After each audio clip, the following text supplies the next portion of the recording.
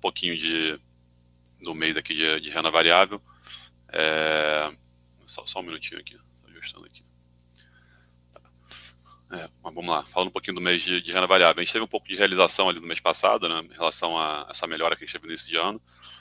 Como eu comentei ali no mês passado, assim, eu vi essa melhora que a gente teve em janeiro simplesmente como uma volta à normalidade, né? A gente teve realmente um desempenho muito negativo ali no mês de novembro e dezembro, e eu acho que a gente voltou um pouco.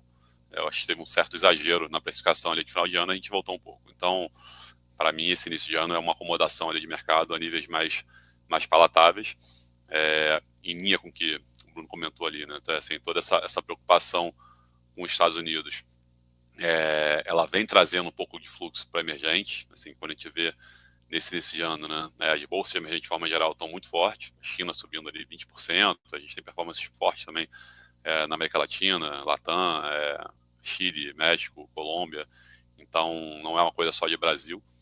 Muita gente tentando linkar a performance de Brasil desse ano à política. A gente, na verdade, tem esse movimento de rotação global que está afetando a gente aqui e trouxe um pouco de fluxo nesse ano. Eu acho que nesse mês de fevereiro, início de março, que a gente teve um pouco de realização, mas o cenário segue o mesmo, né? Níveis de ativos ainda em preços bem atrativos. Então, a gente segue com uma visão sem um trigger de curto prazo, eu diria, né? A gente não está vendo nenhum trigger de curto prazo para um rally mais forte de bolsa, mas com um nível de valuation bem interessante para carregar. Um pouco da nossa visão aqui de cenário, tá?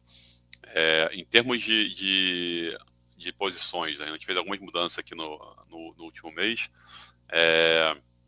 Bom, começando ali do setor de utility, né? Primeiro, falando um pouco de notícia relevante que teve no mês passado, saiu finalmente o acordo da Eletrobras, uma posição que a gente carrega já há bastante tempo.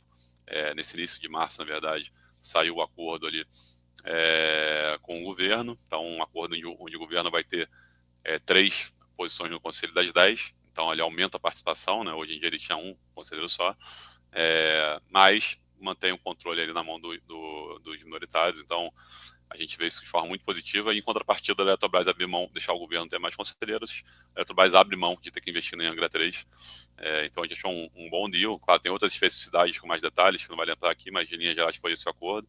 O acordo vai ser votado na Assembleia da Eletrobras, a gente imagina que vai ter uma boa adesão dos minoritários ao acordo, então acho que tira um overhang do papel, o papel volta para o radar ali de investidores por conta desse risco, né, da empresa voltar a ser estatal eventualmente. Então acho que isso aí é menos um risco para o case. A gente segue com a posição aqui, falando de destaques positivos ali no mês passado, e é um case que está com um micro muito positivo, o preço de energia para cima, toda essa mudança de clima ali tem gerado uma volatilidade muito grande no preço de energia, e a Eletrobras, como está descontratada, tem se beneficiado desse cenário. Então, o case que a gente segue bem animado. Falando em utility, a gente fez uma mudança de posição ali, que a gente vem fazendo constantemente, né? A gente trocou, na verdade, de energia da pré-equatorial. A gente sempre vê essas duas posições meio conjugadas. No curto prazo, a gente está vendo um pouco mais de trigger em equatorial. Tem concessões ali de saneamento para vir, tem revisões tarifárias nas companhias. Então, a gente simplesmente trocou um pouquinho de uma por outra. Então, hoje a gente zerou a Energisa e foi para a equatorial. Então, isso foi dentro de utility. Uma posição que a gente chegou a montar pequena ali em janeiro, e reagiu mal ao resultado, e a gente entende que foi mal interpretado, foi a Brasil Foods. Então, na posição que a gente estava ali, posição pequena, menos de 2% do fundo, a gente viu o resultado com uma boa oportunidade de aumentar a posição, então a gente está com uma posição já média dentro do fundo. O papel teve um quarto tri abaixo da expectativa, mas foi basicamente por conta de uma despesa maior de remuneração para os funcionários. Foi um ano muito forte para a empresa pagou um 14º salário para todos os funcionários, é algo totalmente não recorrente, não dá para analisar, né? Então a gente vê que o mercado não leu corretamente, a gente aproveitou o dia do resultado para montar uma posição maior, tem recuperado um pouco nos últimos dias, então é uma posição nova ali dentro do fundo. A gente montou uma posição pequena em Uzi Minas, a gente tem visto ali algumas dinâmicas interessantes no setor de aço. Na China tem se falado numa potencial reestruturação do setor siderúrgico, então fechamento de capacidade do setor de aço. O governo está preocupado com o excesso de capacidade lá no setor de aço, preços estão realmente muito pressionados, e se por acaso tiver alguma novidade dentro da China de corte de capacidade, pode ser muito positivo para o setor de aço global. Além disso, tem medidas aqui no Brasil sendo estudadas de antidumping para o aço chinês. Então, apesar de no curto prazo, na parte micro, não tem nada muito relevante, a gente tem coisas que podem sair ali estruturais lá fora. Então, a gente está com uma posição ainda bem pequena. A gente vai ter uma agenda na China agora esse mês, vai tentar entender um pouco mais o que pode ter de novidade lá. Mas é um setor que a gente voltou a estar de olho. Tá? E no mais, a gente vai comentar a posição de Apivida, a posição que foi destaque negativo, vem sofrendo. Teve um evento muito forte de venda saída do MSCI, ela saiu do índice MSCI, então teve uma venda de praticamente 10% do float de fluxo por conta da saída do índice. A gente aproveitou esse movimento ali mais técnico de fluxo para aumentar a posição. O resultado da companhia só sai no final aqui de março. A gente entende que teve bastante exagero na precificação ali do papel. O papel caiu 50% basicamente desde o último resultado, por uma revisão de lucro ali em torno de 15% que teve por conta de um resultado um pouco pior. Então, tivemos um certo exagero, tem aumentado ali a posição no papel, aguardando esse resultado ali do quarto tri. Tá? Bom, do lado das vendas, a gente zerou uma posição que a gente tinha montado de Smart Fit, basicamente uma redução tática, o papel recuperou um pouco ali entre janeiro e fevereiro da queda desde novembro e dezembro. A gente entende que o quarto tri não deve ter notícias muito positivas também, então a gente prefere ficar um pouco de fora. Setores domésticos têm reagido muito forte ali a qualquer decepção de resultado, então a gente prefere ficar um pouco de fora aguardando o resultado sair. Nessa mesma linha, na Renner, né, a gente tinha reduzido a posição pela metade antes do resultado.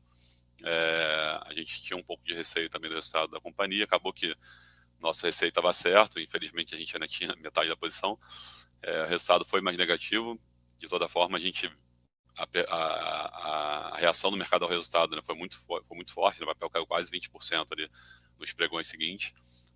A gente também não entende que foi um resultado negativo para tudo isso, mas teve muito barulho, né, na parte principalmente ali de remuneração dos executivos. Teve um bônus pagos ali, de certa forma, exagerado, dado que a empresa não teve um resultado muito bom. Então teve uma crítica do mercado em relação a isso.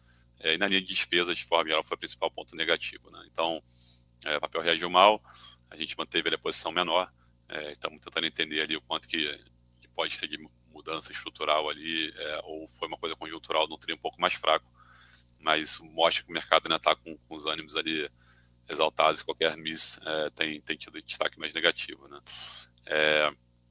Outra posição que a gente vendeu também no mês foi BB Seguridade, uma posição que a gente começou a reduzir ali em fevereiro e terminou de zerar agora início de março.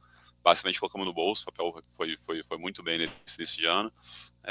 O resultado veio praticamente em linha que a gente tinha, então foi uma posição simplesmente de colocar no bolso o papel. A gente ainda gosta do case, mas bateu no nosso target, foi basicamente por isso. Eu acho, e só para comentar um pouco mais de destaques do mês ali, acho que outro destaque positivo do nosso portfólio foi a Cogna, setor de educação. Quem acompanha o setor que a gente sofreu bastante no ano passado.